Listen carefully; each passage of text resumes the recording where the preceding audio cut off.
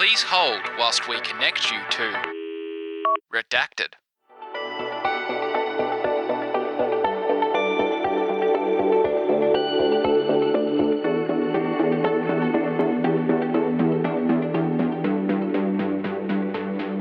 This is Lucy Bishop.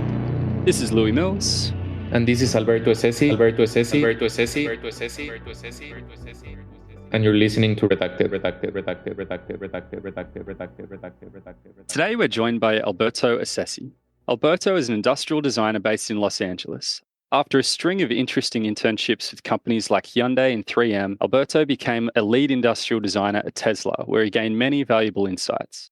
After further experience being head of design at Mitra, he has since founded the product architecture company Essesi with his engineer brother Alan. Welcome to the show, Alberto, and very keen to get into some of these valuable insights. Let's get to know you. Who is Alberto in 100 words or less? In 100 words or less, I would describe myself as just a general creative. And I find creativity in every point of my life. Really, it's something that I love doing, and it has nothing to do with work itself. It really does feel like the phrase of do something you love and you will never work a day in your life, which almost becomes that. There's always times where you don't love certain parts of the process, but in general, creating is what I feel I was born to do. And creating, whether it's something physical, something in the computer, software, whatever it might be, is what I love to do every day. Amazing. That's really cool. I feel like one of the coolest parts about being a designer is being able to always strive to make things better as well. When you talk about it bleeding into every part of your life, I feel like that's really true with that as well. Do you have some other artistic hobbies as well as design? I've always been into sketching. I mostly moved into digital sketching on a Cintiq tablet. I like sketching portraits of people, really some sci-fi-ish designs that would probably not be able to be manufactured, but it's always fun to push the form and play with light. But I think most of my life really was based on sports. And then later on, I moved on to more of these traditional creative side with sketching, drawing, painting, and of course, designing. Yeah, that's such a cool point about sport as well. We were chatting with Miklu Silvanto, and he really brought up the importance of teamwork and those skills that you get from playing sports, and all of it can be connected. And it's so interesting when you're talking to such skilled designers, their sports life as well. Yeah, and I think what's interesting is the sport that I love playing the most is tennis, which is a singles sport. So you don't really have teammates. Many times with design, it's similar to tennis in a strategic sense. It's all about making decisions in the moment. You would be surprised. I think the number one skill I think you need to be a designer is being able to make decisions, because you're making decisions throughout the entire process. And many times you need to do it on the fly, as if a tennis ball was coming towards you. Things don't always go to plan as you might want. And so you really need to make quick decisions and understand, okay, this might not be what I first thought, but it might become into an opportunity, and you need to be able to grasp it when it's in front of you. Yeah, I feel like that's such an interesting analogy. I've never really considered the two aligned, but I can totally understand what you mean. How would you describe your relationship to the field of industrial design? I would probably describe it as a love relationship that really fulfills my life in general. No matter what I'm doing, I'm always thinking about design, about products that I could be creating. It really makes me focus on life, on the little details, how a shadow, light, really, as you're walking down the street, you're constantly asking yourself, how did this happen? Or what was the designer's thought process? Why did they choose to do this? And so it really goes into every part of my life. And it might sometimes get a little bit annoying with my friends, my family, because really there's always a comment about whatever we might be seeing on the street.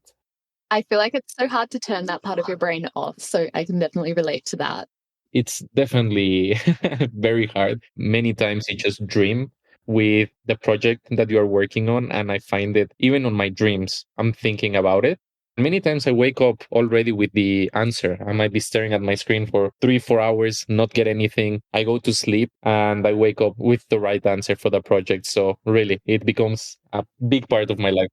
I find it really hard to find the solution on day one. And sometimes I'm just like, no, I need to go have a sleep. And then almost as soon as the morning comes, and I never remember my dreams, which is like the most interesting part, but almost always the solution that I would never have come up with is just there. And it's almost like I haven't even had to try to get there. I've actually started charging overtime for my dreams. The dream tax. Yeah, I think it's a really magical part of the process. And it's so interesting because I don't remember any part of it. It's like going into the black box and coming out. It's always there. It's always on. Yeah, absolutely. To start from the beginning, how did you discover the field of product design? It was actually quite interesting. So I was incredibly bad at school growing up. I got kicked out of 3 schools. I was just in many ways class clown. In other cases, I was always challenging authority. I was never able to just do what people told me. I started at school in Mexico City until I was 15. Then I moved to the US, to San Diego, where I did high school. I also failed absolutely every single class. For people that know the grading system in the US, it was a 2.0 out of 4, so barely made it through. And then I went to community college because it was the only opportunity that I had left. And while I was in community college, I actually realized that I did not like this at all. I was studying to become an economist, which is the complete opposite because I'm not even good at math. I can do basic math, but I don't know why I thought I could go into becoming an economist. I didn't tell my parents during that time, but I would just go to school, drive there, and not go into any class. And I would just sit outside, then come back home, just act like, yeah, I went to school, everything was fine. But then I said, okay, I need to do something else, and I don't know what my opportunities are here. So I said, let me try to give it one last push to this school thing. I went to chat with my counselor and I asked, hey, I want to go to a 4-year college. What do I need to do this? And he basically told me you are 5 to 6 years behind on math. And so before you can even transfer, you need to do about 5 years of community college before you can go. And that's the moment I said, okay, this is not happening. We need to find an alternative. And I literally wrote best design school in the world on my phone while I was sitting outside. And I found out about Art Center College of Design in LA. I quickly sent a message to a counselor and I said, I want to go visit. And they told me, come tomorrow. That's when they told me, one of the careers is industrial design. And they say you can design cars and you can design really anything you can imagine. And I said, okay, but how many years of math do I need to do? I've been through this process before. And they were like, no, you don't really need math. As long as you can count and do basic multiplication and this, you will be completely fine. As long as you know how to use the set of calipers. Yeah. Exactly. That was a moment where I said, okay, this is cool. I can do this. It sounds like a really cool thing. I've always loved creating things, even though it hasn't been the biggest part of my life necessarily growing up behind sports. But they told me you need a portfolio. And that's when the new thing started. And they told me it will take you about 2 years to make a portfolio to enter here because you have nothing. And so I got onto YouTube and I said, okay, I'll give it a go, and started looking at different sketching classes, rendering, all of these type of things. And I started making a portfolio at around the 6-month mark. I sent it to the recruiter, let's call him, of Art Center. And I said, well, this is what I have so far. Can you give me some feedback for the next year and a half? And then 2 days later, he goes, you've been accepted. Wow. Amazing. And so I was like, what do you mean I've been accepted? I'm sending it to you now. I still have a year and a half left to complete this process. And he told me, yeah, you start school in 3 days. So I had to move from San Diego to LA in 3 days. Did it feel like everything was finally falling into place? It started to feel in that way because I was, for the first time, doing something that I actually enjoyed in an education standpoint, I suppose. I've never really enjoyed school. So this was the first time that I can't believe I'm sketching and making models. Actually, a very funny story. And the reason they told me I got in is because at that time I didn't have foam. I honestly didn't know what even foam was to make a model. And for one of my projects, I grabbed a potato from my from my fridge and I just carved a gaming mouse out of it because I like to play games as well. And they told me, we've never seen someone make a model out of a potato. Oh, that's so good. So we had to let you in. That's the key. Stand out.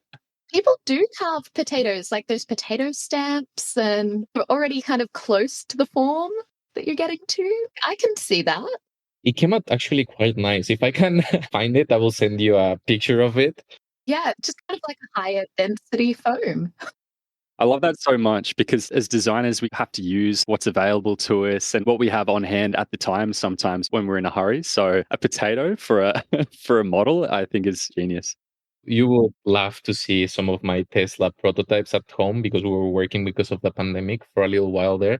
I used everything from lemons to watermelon. I don't know why, but always a fridge was always there. And many times, even for weight, I would have my scale be like, how much would this weight in the ergonomic sense? I'm making a charging handle, whatever it might be. And I would just grab a slice of watermelon, put it there, and then hold it in my hand. And I was like, okay, it feels like this. It's one of these things where it just makes sense. Now I realize it's something odd with me grabbing fruits and vegetables to prototype. It's more sustainable, so I'm all for it.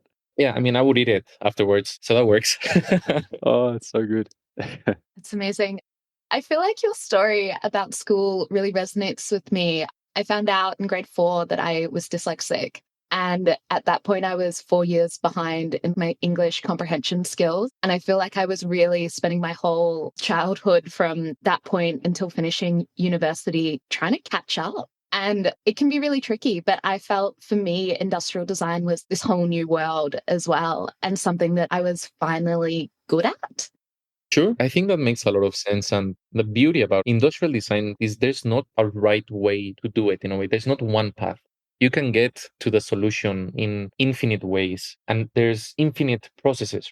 Some people like sketching more. Some people like grabbing physical things. Some people like just staying in the computer the entire time. And all of them can work. So you can really create this process into what fits well for you. And if you need a break and you need to go outside and walk, you can. You don't need to be in a cubicle all day staring at an Excel sheet, just counting numbers. I always feel really bad that industrial design isn't known on the broader level as other areas like graphic design and maybe architecture, because I feel like there's a lot of people who have maybe had a childhood like ours who would really thrive in the industry but never find out and never get that opportunity. Sure. I think industrial design is something that is hidden. Most people always ask me, oh yeah, you're the graphic designer. I'm like, sure, I'm the graphic designer. Yeah, it's literally hidden in plain sight. Everything we touch has been conceived by an industrial designer, but we have no idea. It's crazy how often you talk to people and people are like, that's a job. And it's like, yeah, of course it is. Somebody's got to make this and think about it. Someone's got to do it. The thing just didn't appear out of thin air, didn't just come to be. Yeah, I think mostly it's people thinking that it's engineers making everything. They don't quite understand the art behind surfacing a car or a mouse or really anything. Even the psychology of a product is so important. What is it that makes somebody want to buy that? Yeah, and I think many times people don't even understand why it feels better, but they can feel it. And it's a huge thing that people many times don't put as much value into, whereas most people might not be able to articulate why something feels or looks better. But when you hold it, when you see it, the feeling it gives you, everyone can get that feeling, whether you are in design or not. Yeah, absolutely. It's a considered process.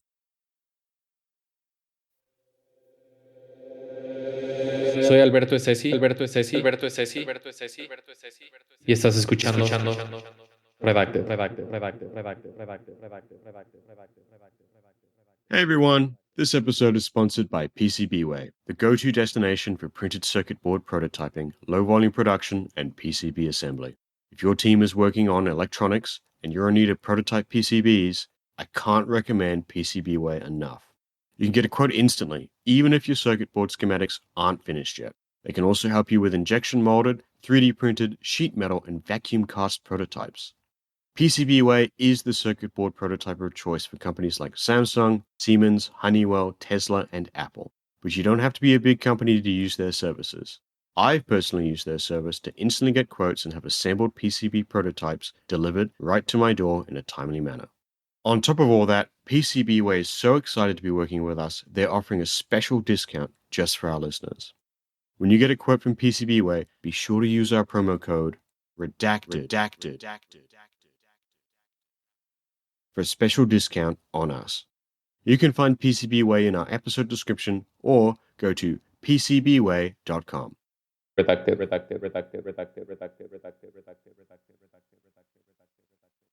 I think it's pretty amazing that in 6 months you managed to get a portfolio together and apply for this university. Do you remember what YouTube videos or channels helped you get that together? First, I started a lot watching Scott Robertson, who's actually a teacher in Art Center, which I had no clue about until I actually went there. He talks a lot about perspective, getting the right fundamentals to start sketching. And for some reason, sketching became a really big part of my process when I started, because I very quickly realized that I loved form and how things look. And I also looked at Skeren, which is another YouTube channel which mostly does cars and some ID sketches, mostly with markers, but he's moved on into more 3D stuff recently. And for Keyshot and Blender and other programs like this, everything from Will Gibbons, I apologize if I said the name wrong, and the guru with the donut. Of course, I think everyone has made that donut in Blender. Those were some of the ones I used. We'll link those in the show notes. Then you went to university. How was your study and how was your experience in university? It was very interesting being surrounded by very talented people. It was my first experience with this, where you could really see the people next to you and go, this is interesting. These people know how to sketch. There's a lot of people who have been sketching their entire life, who have really had tutors to get into Art Center, who had a lot of resources for joining the school. I'm very competitive. So instantly I said, I need to beat all of these guys. It's that tennis player in you coming out again. That's the tennis coming in, yeah. Yeah. Beating is not the same way as in sports, because many people are doing many different things. Some are going into more soft goods, or some are doing more transportation style design or this or that. But really, when you are in class, there's something really amazing at Art Center where you present your work every single class. They give you insane amounts of homework. And that was something I was not used to doing for sure. So the first thing you do is get to class 30 minutes early. If you are good, otherwise the teacher would not be very happy. And you post everything on the wall. So the entire classroom is plastered with sketches, with whatever the class might be. And then you go one by one and the entire class really becomes critiques. All the students in your class, the teacher, move together to each one and you speak about it. And each class of these ones is about 6 hours. Wow. Really a long time for critiquing, but it's really the best way to learn. You think that the teacher's going to be sitting next to you and you put a line here, put a line there, but really it's not the way it works. You're really expected to figure it out by trial and error, which is the only way, realistically. I remember one time I didn't do a homework very well. I just stood next to it and you have this pressure because everyone is looking at your work. It's not like in regular school when you forget your homework, everyone puts it in the teacher's desk, no one sees it again, and then you get an F for your class. Here, everyone sees the shitty work that you did. Got to be one of the worst feelings. And I feel like it really prepares you for when you work in the real world as well. All of these pin-up sessions, and sometimes it's not even about the critique that's given, it's about learning how to take other people's critique. That's a good point. Thicker skin. I think that's a really underrated skill and quite difficult, definitely at the beginning. It is quite a difficult skill. Thankfully, I have a pretty thick skin, so I never took anything personally from the first time. But really, a lot of students cried very often in class. Oh, wow. That's intense. Which was a normal thing to see. The teacher would rip off things from the wall and be like, this is shit, what you're doing. I've had this happen, yeah. I also had that happen. I've probably cried a few times in class as well. Honestly, for me, it was kind of fun, all of that. I was like, okay, this is real stuff. I like that the teacher is trying to make us cry. There's something fun. I think it actually happened more because once you get into that real world, people will not hold back. No, they will not. So it's very good. There was one class that everyone took in 6th, 7th term because you just didn't want to take it. And it was called ID Form. And you just had to make a sculpture, basically, out of different songs. And that's one time where I really understood quality. First, you're expected to sketch for the first 5-6 weeks, maybe 30 to 35 pages. Each page maybe has 10 to 12 sketches on each one of different forms. So it's really a lot of sketches. And each sketch needs to be 3 perspective views. And then you have all your orthographics. And if you don't match every single one, if there's one line wrong, she rips it off. and basically tries to make you cry. One time I missed my orthographics just because I said, okay, she will probably not look at them. It will be fine. And she told me, if you want to continue in this class, you will have to do 3 times the homework by next class. That was 90 pages. It was incredible amount of time. I probably spent 40 hours worth of sketching that week with my other classes, plus going to school. I remember just the entire wall of the classroom was my sketches because they're 11 by 17 pieces of paper. You can imagine 90 of those pages just in the entire room. So I had to make sure I got there an hour or something before just to make sure I had the space to put it. Thankfully, she accepted them and we continued to make the sculpture. And this was the fun part because I didn't understand what perfect meant until that class. I would see something with foam and I would be like, okay, this is good enough. It's a nice sculpture. Then I showed it to her and there was a tiny little mark on one of the sides, a fingernail scratch. I had been doing this sculpture for maybe 30 hours, just sanding. And then she grabs a pen and just sticks it through. And she tells me, there's 4 hours of class left. If you're not able to take this hole out of that and be perfect, you already failed the class.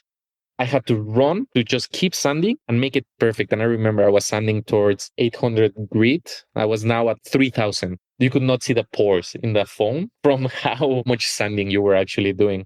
I think that shows what Art Center does, which is standards. And I think with design, it's all about standards. Without them and without you setting your own standard, nothing else matters. That was my experience in Art Center. I definitely don't have any stories like that. But on that topic of standards, I think it's really interesting at knowing what standard at what level of the process you're at as well. Initially, the standards don't have to be as high, and knowing where to start and stop and not letting perfection get in the way of progress as well. There's a really fine balance to be had. When do you use the potato and when do you use the 3000 grit sandpaper? Good question. I think the potato is mostly for you. It's not something that if I'm working at Tesla, I'm going to be like, hey, Elon, come check out my potato. Of course. That will be a moment where I will take out the 3000 sandpaper. But when you're at home, you want to explore and move fast. And many times you have very tight deadlines and you might not have foam and you don't have the excuse to say, well, I didn't have foam, so I didn't do it. So find the way to do it. It could be candles, potatoes, anything you can possibly think of just to get a proof of concept that your idea might work. And if that happens, then it's worth continuing developing this idea because really we sometimes underestimate how a simple sketch or a simple prototype, it could be a ball of paper or sticking 2 objects together that you have at home, helps you not get stuck in an idea that might not have the best future ahead. I think that's the hierarchy. But of course, with clients, with things like this, you always want to show a more higher level finished product. Redacted. The next period from your studies, you got into a couple of internships. Tell us about these and your strategy around this time. I started creating my portfolio a lot sooner than most of the students. I'm very goal driven. So from the start, I knew what I wanted when I graduated, from the amount of money I wanted. And it wasn't necessarily letting all my decisions be driven by how much money I'm making and all of these kind of things. It really became a byproduct, but I had made a very big list of everything I wanted to achieve because Art Center is expensive and it's a lot of work. So if I don't have a goal of what I want to achieve at the end of this, it's probably not the smartest way. I started applying to Tesla on my 3rd term. I have already made a website portfolio for all of these, made my PDF. Since I knew what I wanted to achieve and where I wanted to be, and Tesla was a big goal for me since very early on in school, I knew that my portfolio was going to be my holy grail. Grades do not matter at art school. I found that having a 3.0 GPA allows you to be part of any groups, any activities that the school might offer, including financial aid or things you might need. So I said, okay, I'm going to give myself 1 full point of GPA from 3 to 4 to just say no to teachers. I know my grades are going to go down, but I'm going to use this point to just tell them, no, I don't want to do this, or I want to do it this way. And if they get angry with me or they don't agree with my decision, it doesn't matter. I researched all of my professors before I went to class. And if I didn't like their portfolio, I would not listen to them the entire term. I would just do whatever I wanted to create a portfolio that I needed to get to my goal, which at that time was Tesla. At Art Center, during your third term, you have something that's called third term review. You sit down with the chair of the school, of the department, with a few of the other teachers. You might get more of the higher terms teachers, and you show them all of the work you have done for your last 3 terms. It's basically like X Factor on TV. They go, yes, yes, no. If you don't get, I believe, if I remember correctly, at least 2 yeses, same as on TV, you don't go to the next term. Whoa. Oh my gosh. Wow. During my term, a lot of people didn't go through. I was one of the few that actually made it through in the first pass, but it was a very tough year and they really don't allow you to continue. So you have to take an extra term. So it's already an expensive school. And now you have to take 9 terms to graduate instead of 8. The chair of the department really liked my portfolio. And she told me, you know what? We had a student here called Javier Verdura, which is the director of design at Tesla. He's Mexican. And here's his email. Email him because they knew that I wanted to be at Tesla. I sent an intro to Javier. He saw my portfolio and he told me in Spanish, estás demasiado verde, which means you are too green. And that was a big disappointment for me, but I'm only on my 3rd term. So I said, okay, what do I need to do? And he gave me some feedback on what I needed to do. And from that time forward, I sent him my portfolio every 3 months. I didn't stop annoying him. At one point, he stopped answering me, but I realized that he always texted me at 6 in the morning. And so one day I woke up and I saw on his email his phone number. So I just called him at 6 in the morning and I'm like, hey, this is Alberto. I still want to be at Tesla. Can you please give me feedback? He didn't understand what's happening. And eventually he was like, okay, I'll do it. And he was incredibly nice throughout the entire process, but obviously he's a very busy person. We just kept applying. Eventually I did get the position to be an intern. I did sponsor projects at school, which was Hyundai and UCLA Medical, but then the ones who actually left the city were 3M. So I was at 3M in Minnesota. That was a more simple internship to get. I just applied and I basically got it a few days later. They were trying to create a new standard for their visual design of the company. And every time they get interns, they get a wild card, someone that won't really fit in to what they're doing, but they want a wildcard, someone different. And of course, that was me. I love that. They had me designing what could the next generation of products look like for 3M. Everything was really nice. It was a very good experience with the other interns and all of this, but Minnesota is too nice for me. Too slow. Everyone is too kind. I needed someone to tell me, what the fuck are you doing here? What is this? Tear something off the wall. I need to be pushed more. You were thriving for some drama. I needed the adrenaline. And here it was more of, okay, yeah, it looks good. Let's continue. I needed this adrenaline and these people to really push me. And a lot of the projects were very slow. You could be working on one project for a long, long time and maybe not even see it come out. And I think a lot of us felt the same way.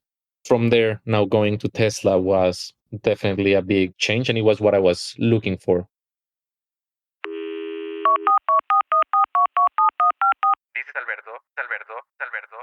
Essesi.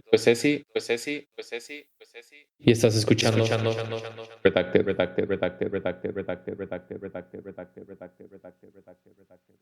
What's it generally like working within the Tesla design studio there? It matched a lot of what I was looking for. That many times at 3M, I'm not speaking bad at 3M. 3M is an amazing company with amazing people, but it's just a different way of approaching it. When I first joined, it was almost $1 trillion company. It was really startup vibes where you would just get stuff done. You didn't have to wait 3 weeks to get upper management to figure this out or for Elon to approve it. You could just go to the desk with the chief designer and just ask him, hey, what do you think? And then Elon would come into the studio and you would be like, hey, what do you think? It would just go from there.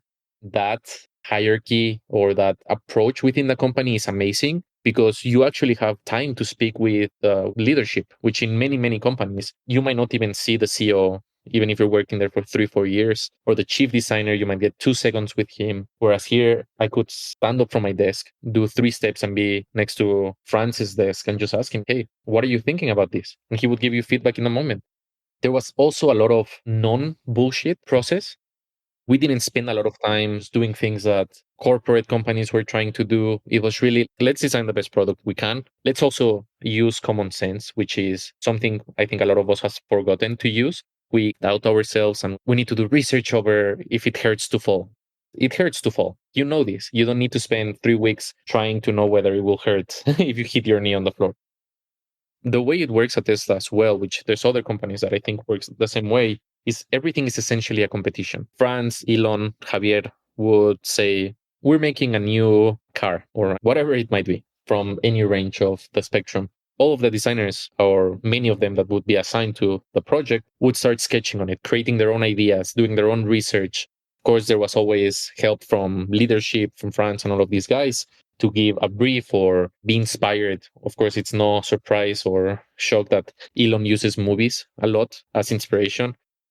You would start sketching. It might be a few days. It might be the same day that you need to send things out. All of these guys would review it. And if they picked your design, you would become the lead designer from start to finish, all the way to production. You would become the point of contact for all the engineers, absolutely everyone. You were the point of contact to maintain the integrity of this product. It sounds like it's a real meritocracy, not a hierarchy. Yeah, it's completely that. There were interns working on high products. And I think that's one reason why I got the job, because as an intern, I was winning projects from senior designers that were there. But it's not because I'm better than them and they're bad and all of this. Everyone will have good ideas from time to time. We all helped each other. And it was by no means a toxic workplace. You won this project. What can I do for you to help make it the best it can be? You need me? I'm here for you. Let's get it done. And it was the same thing for me. If I won, they would say, congrats, awesome project. Whatever you need, we're here. It was like that. There was no toxicity. And in many ways, it's very smart from a company because I didn't spend 40 hours a week. I spent 80, 90, 100 hours a week. You're involved. You're invested. You want to perform for these people. Yeah, and you want to get the experience. We're designers and we all have paths in our life. I know I'm going to be at Tesla for a little while. I don't think I'm going to stay there for 20 years. And I know I want to start my company one day. Getting the experience to actually go through these projects is invaluable. I know how to work on an autonomous robot. I know how to work on a car. I know how to design a Tesla supercharger. I know how to do injection molded parts, how to use basically everything you might possibly think of, because I quote unquote won this project. And now I get this intensive course of making it happen. And if you don't get this project, now the person next to me might not know how to do this. But for me, I know at one point I want to work with glass, or I might want to work with plastic parts or metal parts. So getting these projects, for me, in many ways, it became this strategy of which projects do I want to win? Because that means I will get the experience from designing this product, let alone the ego behind it or getting a flagship product that you could say, hey, I designed this thing. But realistically, the experience of making this thing, it's something that if you don't get chosen for the project, you just don't have this experience. Analyzing what you could learn from it as you go and picking those strategically. Yeah, I'm someone that lives in the future, which is a gift and a curse in many ways. You sometimes forget to enjoy the moment or do certain things because you're 5-10 years ahead in your life, which is the same thing that I did when I was in school. I was already thinking about which job I was getting before I even started my first day of school, which allowed me to get to that job, which at Tesla allowed me to win the projects that I wanted to win so that I could get this experience of making that project and be the leader of the entire process and really meet with incredible people, learn from them and create cool stuff, really. I think Tesla is amazing at that. And I do really believe that things should be done based on merit. And even if you're an intern, doesn't matter. If you were able to get your project chosen, then that means you have the skills to take it all the way through. As a designer, you become the standard. It depends on you how well this product will be. And in many ways, it becomes a reflection of yourself and of your personality. There will be many, many obstacles as you're creating a product. It doesn't mean someone is trying to mess it up for you in an intentional bad way. But many times, engineering and design have opposite goals. It becomes a dance. I would be fighting for 0.5 millimeter for 2 weeks because an engineer would tell me, I need 0.5 millimeter here. And I would say, not a chance. I'm giving you this half. It's not happening. We would call it death by 1,000 pinpricks. One needle wouldn't do anything, but if it picks you 1,000 times, it won't be a good outcome. I need 1 millimeter here. I need, one more here. Half here, half here. All of a sudden, your design is nothing that was your original intent. And that's the reason if you get chosen, you become the leader because it's you who needs to maintain the integrity. all the way through. And there's challenges. It was a sketch on the computer, on Photoshop, or either on a piece of paper, and now you need to make it real. Many times we spent so much time basically working with Tetris, with all of the components inside this, because engineers would send you a package and you would be like, yeah, this is no way. It's a lot of back and forth with the engineers, and it becomes a very close connection with the engineer. For these projects, you're not meant to model it yourself. We have a group of 3D modelers. So you get assigned a 3D modeler. Basically, you give him red lines, meaning you sketch on top of your screenshots and things like that. And he's basically an artist. He's like a clay modeler, but on the screen. And they're amazing at what they do. Incredibly good. Is this in Alias? Or this is in the more detailed SolidWorks or CATIA? Alias, CATIA, mostly. Working with polys when you start is the best way because it's incredibly fast. But the final version would always be made in Alias, just because you have the most control over surfacing and things like that.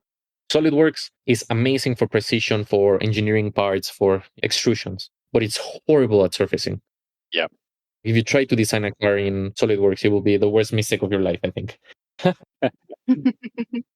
One thing you touched on is conflicts. And I think that's really important because we sometimes shy away from conflict, or we'll just not be a pushover. But say if you're a designer and an engineer says, no, I want to do it this way, it's going to be better this way. Or somebody more senior says, I prefer we do it this way. A lot of particularly young designers might cave and just go with it. I think it's an important point you raised there about being able to push your own way and hold on to the integrity of your design. I think it's a really important thing. I don't even have a question.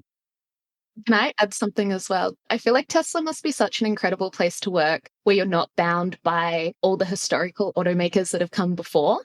An example that I've spoken to my dad about quite a bit is historically automakers made all these different reservoirs of coolant, and Tesla comes in and creates this whole new system where one coolant bottle cools a whole bunch of different elements throughout it. And it's just made me think about that moment when you were talking about working with the engineers and trying to reimagine how things are being put together, and what an incredible environment that must have been to really be able to think out of the box and say, hey, we've historically done it this way, but is that really the best way moving forward for us?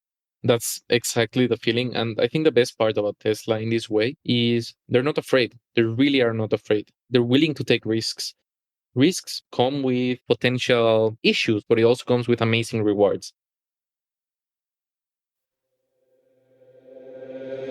Soy Alberto Essesi, y estás escuchando Redacted. How would you say that Tesla's design processes are different to that of other auto companies? It's a huge corporation, but it doesn't feel that way. You get a lot of autonomy in the projects. There's a level of respect that I really do appreciate. As I said, even if you're an intern, you're not looked down as an intern. You are given the reins of projects, and you always, of course, have the help. You're always checking in with leadership and all of these things, but you have space to make decisions. There's opportunity for risk. I think a lot of the legacy makers, they've been doing the same thing for 100 years, and they're going to keep doing it for the next 100. The only reason they're making electric cars now is because Tesla is making electric cars, and they're selling so well. Just having this experience of having so much impact with what we are building, and yet it doesn't feel like a corporate job. I think that's just an incredible feat on its own, to be honest, for a company to be able to do that. And it just moves very quickly. And I think it's just this constant, no bullshit way of thinking. That's something I find really interesting. You go to uni and you develop this incredible way of critical thinking, and then you get in the office and they're like, only critical thinking some of the time. Only when I say it's okay to critically think. Yeah, and I think there's a lot of buzzwords. Design thinking, I think, has gotten into the buzzword category. A lot of words without meaning, a lot of meetings without meaning. Here you would, of course, have meetings and things you need to jump up. But a lot of the time, it was really hitting someone on their call and being like, hey, you have a sec? Let's chat about this. And then you would spend an hour, 2 hours working through the project.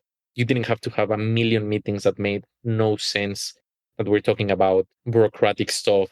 That element of very quick communication is the biggest thing of success that Tesla has in their design studio. You spent your time at Tesla and you realized this came to a bit of a natural end once you'd achieved all your goals. What was your plan after this? I knew I wanted to start something that focused solely on the beauty of design. I love design, as I had mentioned, and at Tesla and any big company, it's very hard to get to 100% quality because there's timelines and resources and many factors that you have to think about. When I went to stores where I would see an IMSS launcher or I would see designer pieces, I would fall in love with it because there were not a million pieces or 500 million pieces. There were 10 pieces, or for many of them, it was just one piece that was perfect, that was the intent of the designer. And of course, it's a very expensive piece, but it's just beauty. It's pure design. That's what I wanted to do. I said, I don't want to be limited by politics, deadlines, nothing. I just want to make the most pure, beautiful design that I can make. And I just want to make it because I want this thing to exist. And if it exists, then I'll be happy. I can always go back to a corporate company. I know I will have the level, I will have the experience, I will have the things that I can always go back. But it would only get harder over time to do my own thing. So if I want to take a risk, let's just do it now. I have this opportunity where I'm stable financially when I can actually do it.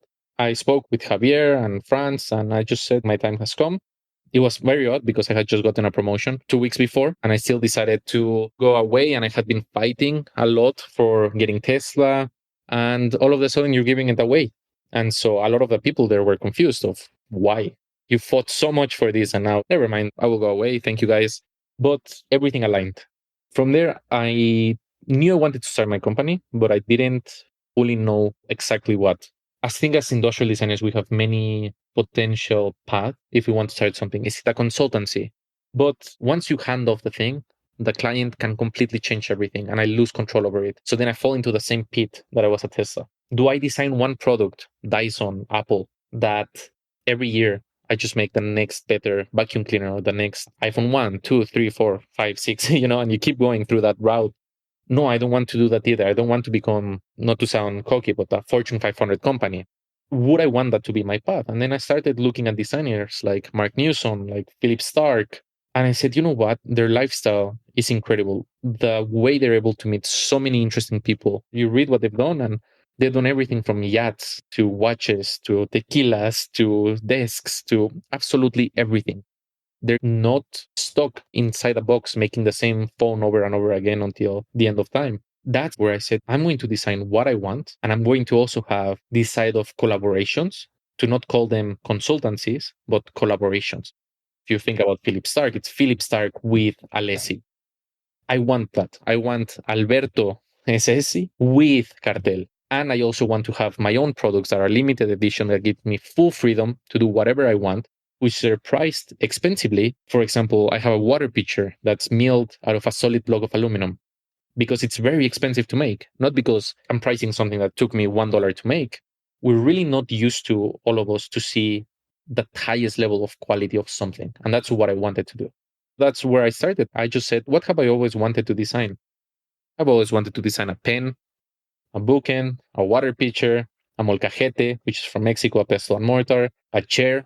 So I just started designing them, but all of them within the same values, which is I would like design that makes you think, that makes you want to have a conversation. If you remember Juicy Salif from Philip Stark with Alessi. Yeah, I've got one in my kitchen. I've got one downstairs as well. And I have one as well at home. Is it the most functional thing in the planet? No, but it's something that makes people ask you, what is this metal spider thing that you have going on there? I'm like, it's a squeezer. And they're like, oh shit, can I try it? And then all of a sudden, it's fine. A little moment is happening. You're talking about design. It's something that you keep on your kitchen as a sculpture. You don't grab a regular lemon squeezer. You throw it in your drawer and you let it stay there. And then when you need it, you squeeze a lemon and you throw it back into the unknown, into this void of nothingness. I don't want to make design that's just invisible. I want to make design that makes me proud, that when I see it, every time I walk by it, I go like, I like it. It's nice. It gives me something in my life more than just functionality. We're humans. We have emotions. It's not only about it works, it's hidden. It's also about, I love seeing it. I love using it. Maybe 2 drops of lemon will fall on the table, but it's fine. It's a cool experience. So that was the idea. You've now founded a company and begun releasing designer products alongside your brother, Alan Essesi. How did this come to be? And what were some of the steps in putting this together? two things that are really needed to make a product is an engineer and a designer. It just happens to be that I'm a designer, my brother is an engineer. So it was a perfect mix. And we have always enjoyed working together, creating things. And we had done them before individually for personal projects. He was still at school studying engineering. And I had quit. So I told him, hey, help me with some of the engineering as I'm working through these projects. Let's do this. And then we decided to create Essesi, and we said, let's just make this a partnership. Let's go all in and let's just create cool shit, as we say. That's so cool. I think I read on your website that your brother used to work at Formlabs as well. Yes. So he has a very good background in 3D printing. That's incredible. I'm a big fan of their former chief engineer who has that YouTube channel, Stuff Made Here. Oh, yes. Very, very cool channel.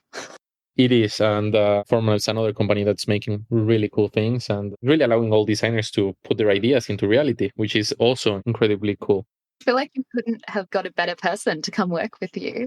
It was amazing. And that's why it was almost a no-brainer. We just said, let's do it. Let's go for it. It's always interesting working with a family member. Obviously, at the start, there might have been some moments. Where does my part start? Where does yours start or end? How are we doing this? That's one of the challenges, is making very clear boundaries of what are your responsibilities and my weaknesses are your strengths. How do we want to make this partnership? Do you guys butt heads on a lot of issues? Not anymore. Okay. We had some little moments there where you might not agree on something, but then we said, I trust you on engineering, you trust me on design. I will design, and we can always have ideas, we can always comment on each other's thing, but if the other person has a very strong opinion about something within his field, let him do it, or at least let him try all the way through. And then if we find out that it doesn't work, then we can chat more and see how we do it. But now I create the idea of the project and the design of it. And then Alan helps me make it real in many ways. I'm a huge headache for him because I make things that are incredibly hard to make. And the first time I speak to any manufacturing company, we get at least 100 no's before we get one. Okay, we'll try it and see if we can actually make it, because they're complicated parts. They're all organic. I love organic forms. But in the good side of things, it's cool having your partner be your brother. We've had really cool experiences. We went to Italy to work with some companies. We met with Alessi. We met with Alberto Essesi. Wow. We showed him all of our projects. For me, I've learned about him in school, about Alberto Essesi. This has opened a lot of beautiful experiences of meeting incredible people in amazing places alongside your brother, which is super cool because he's my friend, he's my brother, and experiencing this together is really cool. Some of the steps in that path, obviously setting up those connections isn't easy. I imagine you need to set some things in place before you even reach out. What does that process look like in getting these connections? A lot of my connections, I actually get them through Instagram. Don't be afraid to reach out to people. You would be surprised how many people actually answer you. And don't be scared to be annoying. It's fine to be a little bit annoying. Text them 27 times in a single day. No, don't text them 27 times in a single day. Call them at 6 a.m. in the morning. But many times I do pick up the phone and call the restaurant and I just go, is the 3 Michelin chef there? I want to chat with him. And sometimes they are there. And they go like, hello, what is this about? And then I just start chatting, or I send them to their Instagram and all of a sudden they do answer and we start chatting. You need to be very flexible. So they told me a month ago, hey, come to San Francisco to have dinner in this 3 Michelin restaurant. Don't worry about it. We'll cover everything. Just fly to San Francisco, eat a 3 Michelin dinner, and let's chat. So I grabbed a plane the next day and we went to San Francisco, Alan and myself. I think being flexible with timing, meeting their schedule, you are asking something from them. You're the one that wants to collaborate. Make your time available. I've had meetings at 3 a.m, 2 a.m, 4. I'm working with people overseas and just really reaching out, asking people, sending emails. I send emails every day, DMs on Instagram every day. And that's where all of the collaborations happen. So building on that, what advice would you give your younger self just starting out their career? Many times it's about really focusing on what you want, following your instincts of what you think is right, setting up goals, because without a goal, it's very hard to hit a target, and never being scared. Don't be shy. Chat with people. On the start of my career, I was more shy. I could have chatted with a lot more people as well, made good connections. Really, you learn from others. So reach out to these people, ask them, just open your ears, don't speak, just listen to them. You will have your moment to speak as well, but it's very important to know when to listen and very important to know when not to listen. I think it's an equal skill, one to the other. I had a teacher that told me, you will never find a job. You don't have the mindset for it. You don't have empathy towards this way. I was the first one in my class to get a job, and I got a very good job. And from there, it has been very good. So if I would have listened to him, I would not have anything of this. So it's important as well to know when not to listen. Many times, these teachers might be great at many things, but might not be right for your path. So also telling this teacher, I appreciate it. I understand your advice, but I'm going to take my decision because it's my portfolio. It's my goals, and I will do what I need to do. Don't focus on grades. Grades do not matter. I haven't been in a single company, and I've interviewed many people as well. No one has ever asked for grades. I ended up with maybe like 3.2 GPA, which is a shame because I could have said no a couple more times there and gotten a 3 instead of a 3.2. But just listen and also learn when to not listen. It's very important. Yeah, absolutely. I think that's a really good point that when someone sets out a marking criteria, it's not necessarily taking into account innovation. How do you mark something and create a criteria for something that hasn't been done before?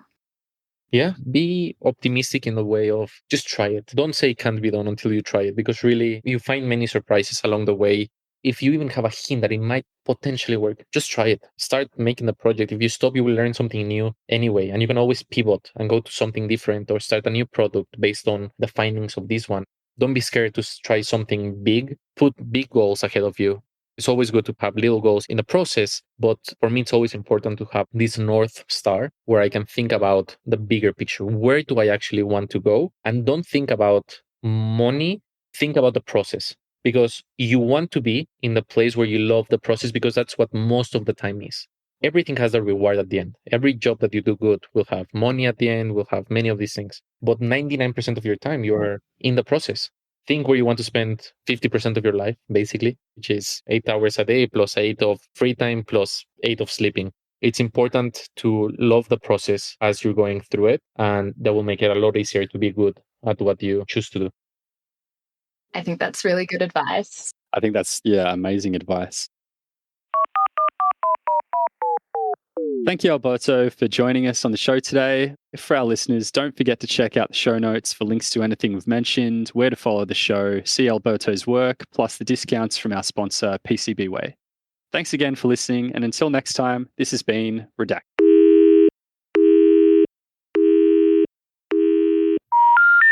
The number you have dialed has not been recognized. Please check and try again. The number you have dialed has been Redacted.